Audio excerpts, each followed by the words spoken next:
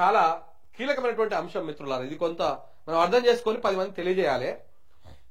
ఇప్పుడు ఈ బుట్టంగారి మాధవరెడ్డి ఇప్పుడు ఈ జీవో నెంబరు 9 దీని ప్రకారము బీసీలకు 42% రిజర్వేషన్. అయితే ఇప్పుడు ఇందులో ఈ జీవో నెంబర్ 9 కు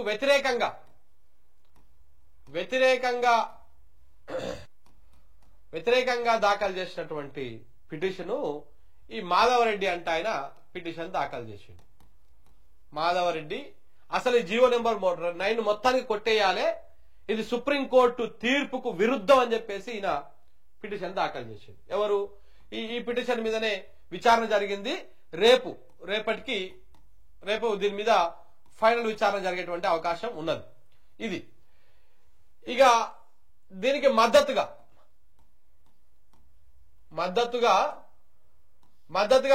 కాంగ్రెస్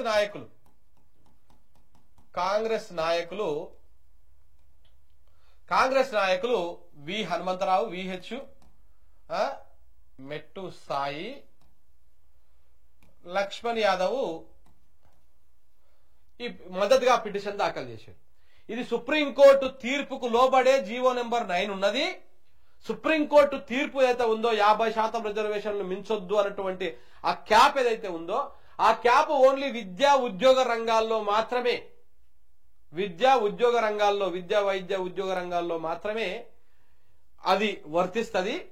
ఆ లెక్క ప్రకారం చూసుకుంటే ఇది ఈడబ్ల్యూఎస్ రిజర్వేషన్ అదే సుప్రీంకోర్టు ఇచ్చింది.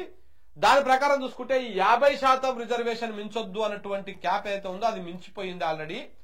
సుప్రీంకోర్టు ఇచ్చినటువంటి ఈడబ్ల్యూఎస్ రిజర్వేషన్ ప్రకారం 50% క్యాప్ దాటిపోయింది. కాబట్టి సుప్రీంకోర్టు తీర్పుకు లోబడే ఈ జీవో నెంబర్ 9 ఉన్నది అని చెప్పేసి వీళ్ళందరూ కాంగ్రెస్ నాయకులు అందులో ఇంప్లిమెంట్ అయ్యారు. దీంతో పాటు బీసీ సంఘాల నాయకులు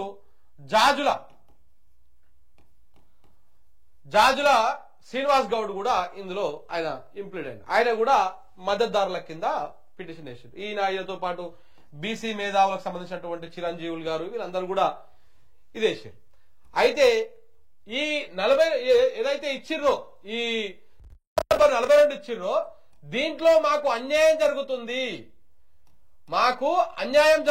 అని చెప్పేసి దీంట్లో మాకు అన్యాయం జరుగుతుంది. ఈ బీసీ రిజర్వేషన్ 42 ఇవ్వడం ఓకే, కానీ మాకు అన్యాయం జరుగుతుంది అని చెప్పేసి మరొక 2 పిటిషన్లు పడ్డాయి. వాళ్ళు ఏమడుగుతున్నారు? అయ్యా బీసీ రిజర్వేషన్ 42 అనగానే మున్నూరు కాపు, ముదిరాజు, యాదవ్, గౌడ్ ఈ 4 కులాలు మాత్రమే వేసుకపోతా ఉన్నాయి ఈ 42% రిజర్వేషన్ ని లోకల్ బాడీల్లో. ఇలా కాదు, ఇంకా చాలా కులాలు ఉన్నాయి ఇందులో. కాబట్టి మీరు బీసీలని ఏదైతే ఏబిసిడి ఉందో ఈ ఏబిసిడి ప్రకారం వర్గీకరణ చేసి దాని ప్రకారం రిజర్వేషన్ ఇచ్చిన తర్వాతనే మీరు ఈ ఎన్నికలు పెట్టాలి. అప్పటిదాకా ఈ జీవో నెంబర్ 9 మీద స్టే విధించండి అని చెప్పేసి హైకోర్టులో మరో 2 పిటిషన్లు, ఇక్కడ 2 పిటిషన్లు, ఇది ఒక పిటిషన్, మొత్తం 5-6 పిటిషన్లు ఉన్నాయి మొత్తం వల్ల. ఈ పిటిషన్ల అన్నిటి మీద రేపు విచారణ జరగబోతా ఉంది. ఇక్కడ 2 అంశాలు. ఫస్ట్ ఆఫ్ ఆల్ ఈయన దాఖలు చేసినటువంటి పిటిషన్ మీద చాలా కీలకం. జీవో నెంబర్ 9 నిలబడదా అనేది చాలా కీలకం. దాంట్లో ఇప్పుడు దీనికి కొంత వాదనలు జరుగుతాయి. నిలబడుతుంది అని చెప్పేసి కాంగ్రెస్ నాయకులు అలాగే జాజుల శ్రీనివాసు బీసీ సంఘాల నాయకులందరూ కూడా వాదిస్తారు. వీళ్ళ తరఫున న్యాయవాదులు అందరూ వాదిస్తారు. ఎట్ట నిలబడుతుంది ఏంటిది అనేది కూడా వీళ్ళు వాదిస్తారు. వీళ్ళు వాదించి ఒకవేళ ఇక్కడ గెలిచిందనుకో మోస్ట్లీ ఇక్కడ 90% ఈ జీవో నిలబడదబ్బా. ఇది వాస్తవం, నిలబడదు జీవో. ఒకవేళ సరే ఇది ఓన్లీ పంచాయతీ ఎన్నికల వరకేనో లేకపోతే ఇంకేదో ఏ కారణం చేతనో బలంగా వాదించేస్తే ఈ తరఫు న్యాయవాదులు వాదించేస్తే ఈ జీవో ఈడ గెలిచిందనుకో ఇక్కడ మాత్రం ఇది న్యాయబద్ధమైనటువంటి వాదన. ఒకవేళ ఈడ జీవో 9 నిలబడి ఈడికి వచ్చినా గానీ ఈ స్టే పడడానికి ఇది ఒక రీజన్ అవుతుంది. ఎందుకంటే ఈ 4 కులాలు మాత్రమే బీసీ రిజర్వేషన్లను తీసుకుపోతా ఉన్నాయి. సో కాబట్టి మరి మాకు కూడా వాటర్ రావాలి కదా అని చెప్పేసి రజకులు, న్యాయ బ్రాహ్మణులు ఎవరెవరైతే పిటిషన్లు దాఖలు చేసిరో వాళ్ళందరూ కూడా ఇప్పుడు ఈ పిటిషన్ లో వీళ్ళు గెలిచేటువంటి అవకాశం ఉంటది. ఒకవేళ ప్రభుత్వం ఇక్కడ నెగ్గినా ఈ పిటిషన్ లో మాత్రం తప్పకుండా జీవో నెంబర్ 9 మీద స్టే వస్తుంది, ఎన్నికలు వాయిదా పడేటువంటి అవకాశం చాలా స్పష్టంగా ఉంది. ఎందుకంటే ఇది న్యాయబద్ధం. ఇది కోర్టులు, పిటిషన్లు అది కాదు, మనం న్యాచురల్ గా ఆలోచించినా కానీ న్యాయబద్ధం. ఇది ఓన్లీ 4-5 కులాలు మాత్రమే 42% రిజర్వేషన్ ఎత్తకపోతే మరి వీళ్ళు ఏమైపోవాలి? నాయి బ్రాహ్మణులు ఏమైపోవాలి? రజకులు ఏమైపోవాలి? సంచార జాతులు ఏమైపోవాలి?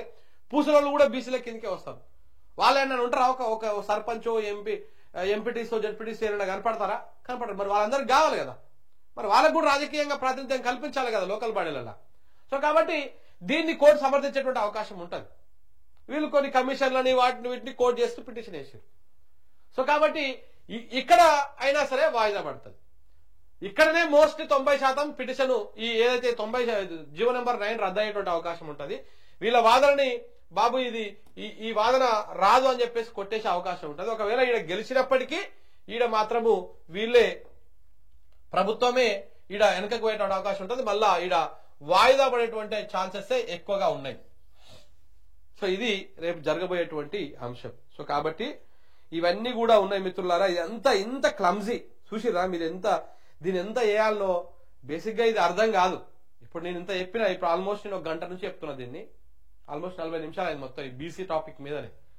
ఎంత క్లమ్జీ చేసి చూడండి. దీనికంటే ముందు మళ్ళీ ఏం జరిగిందో చెప్తే అదొక 1 గంట సేపు చెప్పొచ్చు.